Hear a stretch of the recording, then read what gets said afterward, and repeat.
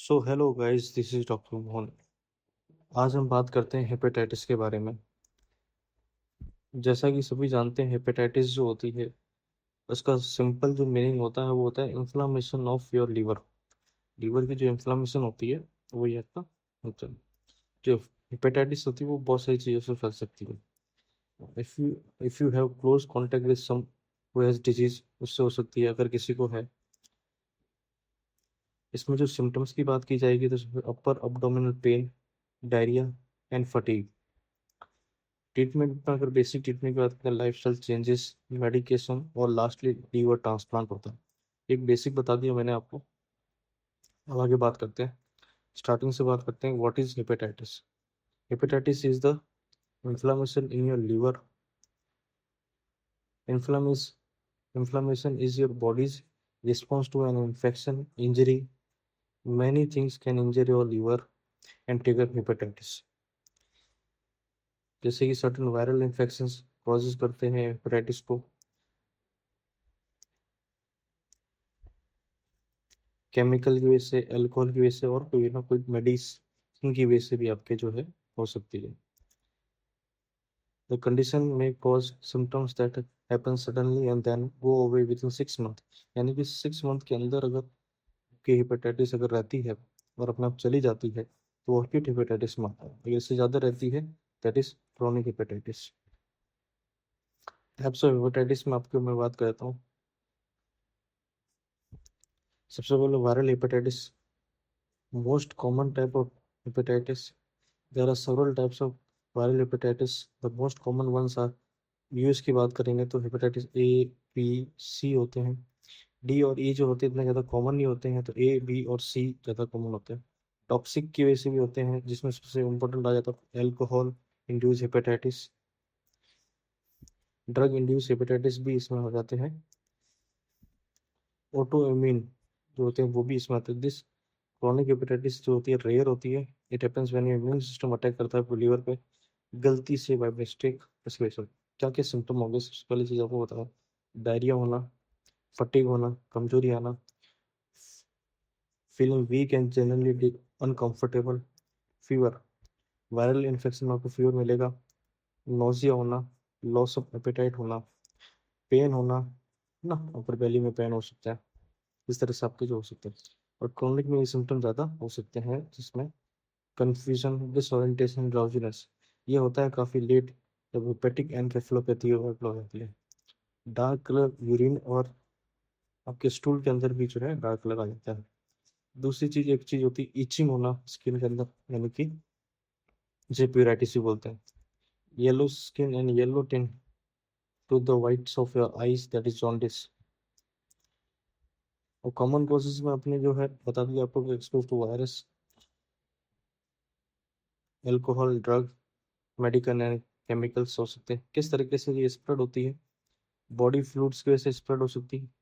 Contaminated blood, hepatitis B, C and D can spread through contact with blood someone who has virus। ठीक है, B, सी और D. Ivy जो injection drug use करते हैं उनके अंदर भी हो सकता है।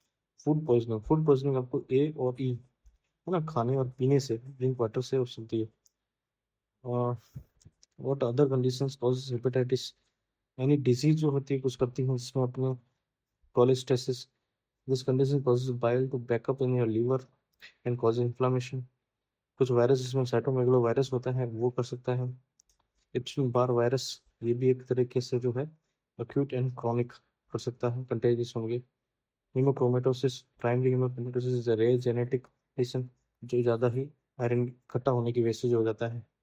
इसी तरह मेटाबॉलिक होता है डिसफंक्शन, उसमें भी होता है steato liver disease, Wilson disease, copper metabolism की वजह से जो है हीमोग्लोबिन इकट्ठा होता है और high level of copper will cause liver.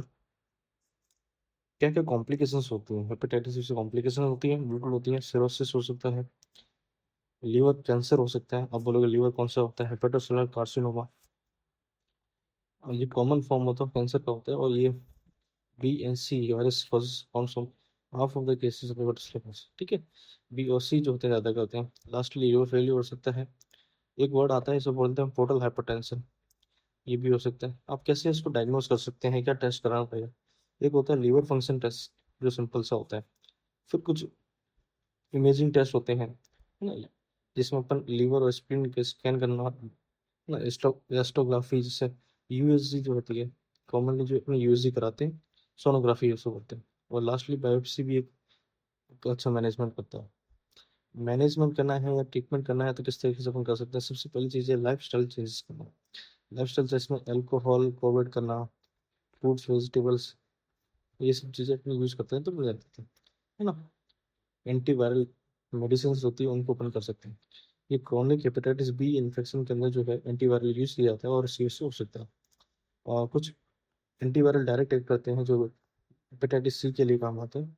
Liver transplant, liver transplant अगर क्रोनिक हेपेटाइटिस बी है जो लीवर फेलियर कर देती है तो उसमें आपको ये काम आएगा।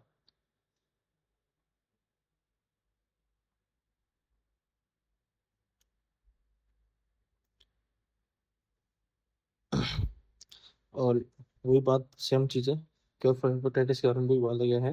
हेपेटाइटिस से often goes away with medicine, बिना तो मेडिसिन के भी जो हेपेटाइटिस से चले जाता है। और एंटीवायरल जो थेरेपी आपको बताई दी है, जो हेपेटाइटिस सी के लिए हो जाती है, लीवर ट्रांसप्लांट बी के लिए भी होता है। प्रोग्नोसिस की बात की जाए तो क्या है?